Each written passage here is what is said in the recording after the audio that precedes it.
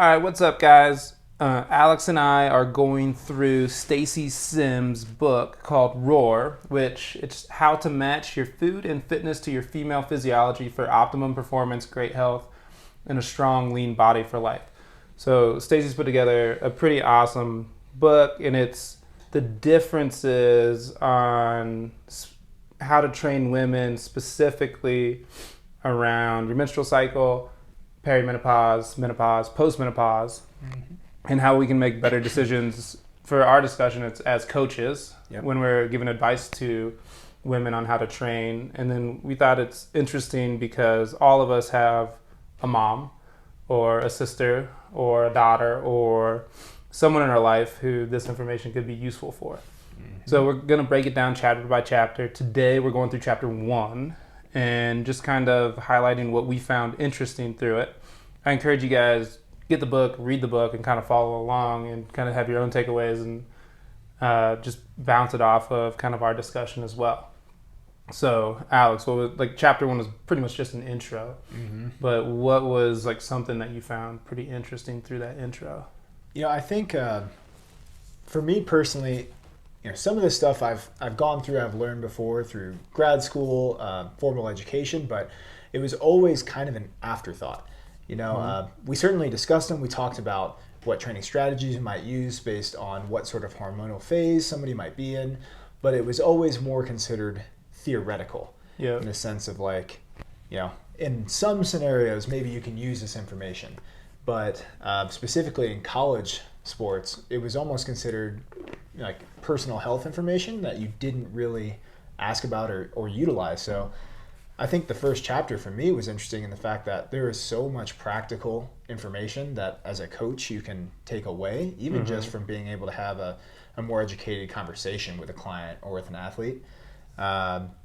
So I think that Stacy does a really good job just explaining what are the basic hormonal fluctuations throughout a cycle and how do they affect metabolism, recovery, even training intensity, and what days might feel like are days you should push and what days you need to focus more on recovery. And we'll dive into some of the details here, but first off, I think she does a really good job of making it usable but not skimping on the science. Totally. It goes super deep into the science. For a lot of my notes on it, I didn't go as deep. I was trying to pull out more actionable items and then counting on you for breaking down those deep bits. So diving into chapter 1, one of the first things Stacy talks about is women have a higher body fat than men. So men's essential fat, which is fat you have to have for life to continue well, is 4%, and women it's 12%. The importance of that for athletes and female athletes specifically is there is a thing such as you are too lean. So chasing a six-pack, chasing as much definition as possible if you want to be athletic. It's different if we're talking about bodybuilding and that is your sport, but if you want to be athletic and you want to be healthy, you want to be robust, typically women, the numbers you hear are 14% body fat. Like you don't want to get lower than that. For a woman, for dudes, 7% is kind of the lowest you want to operate at. But personally, I find I operate better at like 11 to 12% body fat than I do leaner because I don't recover as well. Similar things are true for women. And alongside of kind of the body fat, body mass thing, body mass is more significant to pay attention to than weight. And that's something you can find out with a DEXA scan. She talks about that a little bit. And weight is affected by sodium, water retention, glycogen storage. So for a lot of women, after they've been training here for a month, 2 months, their clothes fit better, but they're heavier. And a big piece of that is as you train, especially for women, you start to become better at storing glycogen, which is basically storing sugars in your muscle. And as you store sugars in your muscle, that is a good thing. You also get more water in the muscle. So your weight goes up, but your size can go down. And being able to explain that in a helpful way for women, it's like, hey, that's part of training. That means the training's working. And more focus on mass than weight. And I think that's a really good discussion point for most of the women that we work with. Yeah, I mean, I've had that discussion with a ton of people. And it's important to remember that, like you said, glycogen is something that is stored with water together. So there's a direct relationship between the amount of glycogen storage you have and water retention. And even when you look at somebody that's starting, say they jump into doing higher volume work, a lot of times there will be like edema and swelling too when people begin training hard. Mm-hmm. So early in a training phase, I don't think numbers on a scale are the important thing to track. Yeah, totally. Flip your mic. It's pointing down. It might be better if it's pointing up. Yeah, good pro tip there, huh? Another piece that's really interesting, and this is something most people might know, some people might not, but men and women have the same makeup of type 1 and type 2 fibers. And with that, we're talking about muscular fibers. Type 1, that's more endurance-based. Type 2, that's more speed, strength, power-based. So women's typically the largest fibers in their body, so cross-sectional area, is going to be type 1, so more endurance-based aerobic tissue. Men, we typically have our largest cross-sectional areas being type 2. What this means is women have a distinct advantage in endurance, and especially if you look at it as ultra marathons and ultra endurance events come online, the average woman that's well trained is going to do better than the average man as we're pushing out into those 100 milers, 200 milers, because in like open water swimming, women do better. Stacy has an example in the book of a lady, I think it's the Catalina Island swim, like women have the records on that, which is pretty dope. So knowing what your body is better designed for and choosing your athletics based on that makes a ton of sense. Well, I was reading an example that came to mind was if Michael Phelps had decided to be a basketball player, none of us would have ever heard of Michael Phelps. His body is just goofy, but it's designed perfectly to swim like a maniac. Yep. So he got under the right sport that matched his physiology. So this is true for men and women, figuring out like what your physiology is. Are you better at endurance stuff? Are you better at speed stuff? Are you better at bouncy stuff? Like what fits with your brain, what fits with your body, and then choosing your sports based on that will set you up for more success athletically. Yeah, I think it's absolutely true, and that can get into a long discussion about talent identification and what we should be doing with youth sports and activities as you progress. But to me, I think an interesting take on that is the fact that a lot of people have this kind of preconceived notion that no matter what you do, a female athlete will never be as good as a male athlete if you put them head to head. And that's not always the case. There are sports that based on anthropometrics, based on fiber typing, based on training level, women can excel in for sure. And I think that's something that you don't hear said very often, and it should be out there more. And then the second part of that to me is that these things are trainable too. You can alter your type 2 to type 1 cross-sectional area ratios, which can have a huge effect on endurance or on speed power, depending on which way you're trying to train for it. Yep. So I think, to me, it should be stressed that you can work towards your strengths, and you can also create physiological improvements based on how you train too. 100%. The point of everything that Stacy goes over in here, she explains the differences and then how you can train to make it better, which I think is really useful as opposed to, oh, you're a girl, it's not going to work as well. Everything's trainable. You can work with your physiology in order to have better outcomes. Yeah, I couldn't agree more. The next thing that I found really interesting, and you had a little better thought on this than I did, but a well-trained woman is typically 70 to 80% as strong as a similarly sized man. But when that number is adjusted for lean body mass, it's like what, 2.5% difference? 2.5, yeah. So what that means is a similar, like 100-pound chick and a 100-pound dude. If we go back to essential fat, the woman is going to have more fat mass. The man can have less, isn't necessarily going to have less. It depends how trained they are. But when you adjust for the amount of muscle essentially in there, like a female's muscle is not weaker than a male's muscle. Like Correct. the number gets pretty small. 2.5% is not much. And there are studies going back even to like single fiber analysis where they isolate one single piece of tissue. That's it. And these are some of the same results they come to. Yeah. So I think, once again, it's just one of those things showing that strength is universal in the sense that like you can make yourself stronger. Yep. And pound for pound, when only considering fat-free mass, they are very, very close. Yeah.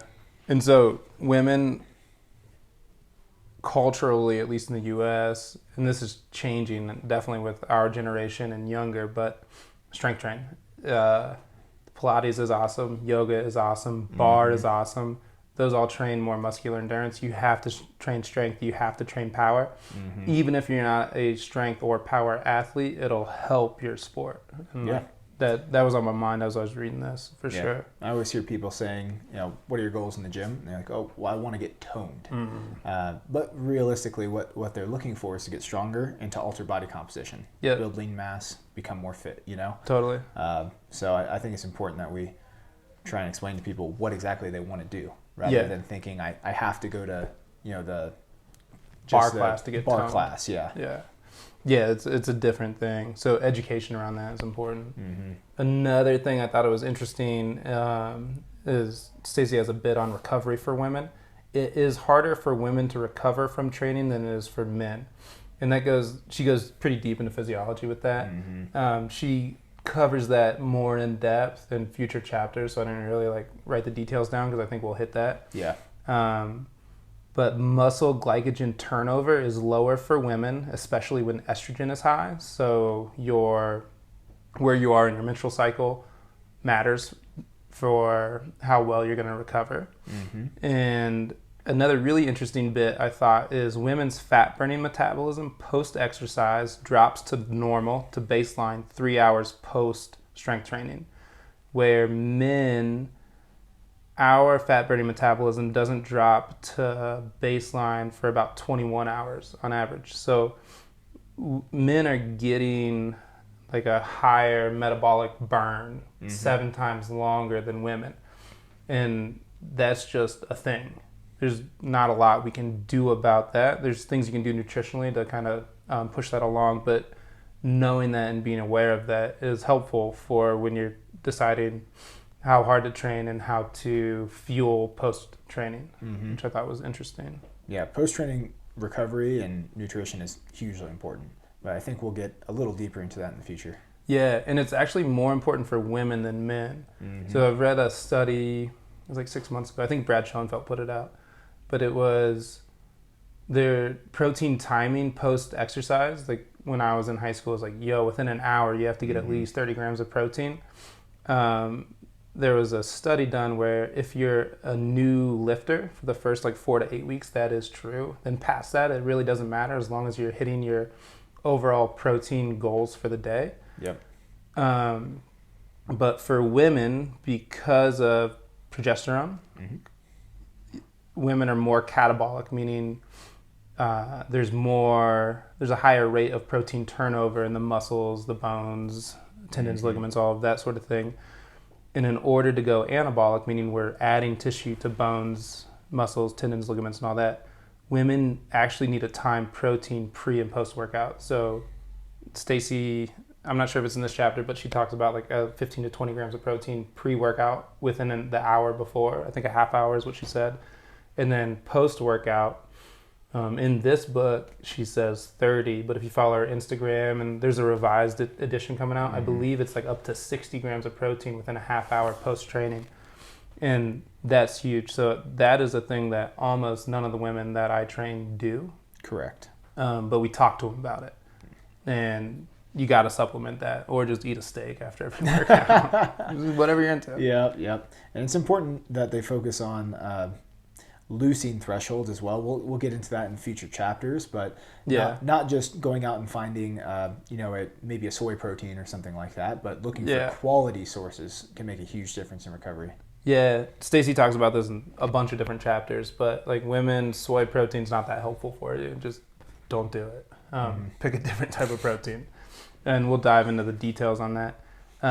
The last thing I had written down was it takes longer for women to start sweating, and that makes women more heat sensitive than the average man, which I thought was interesting. She talks about this a couple of times.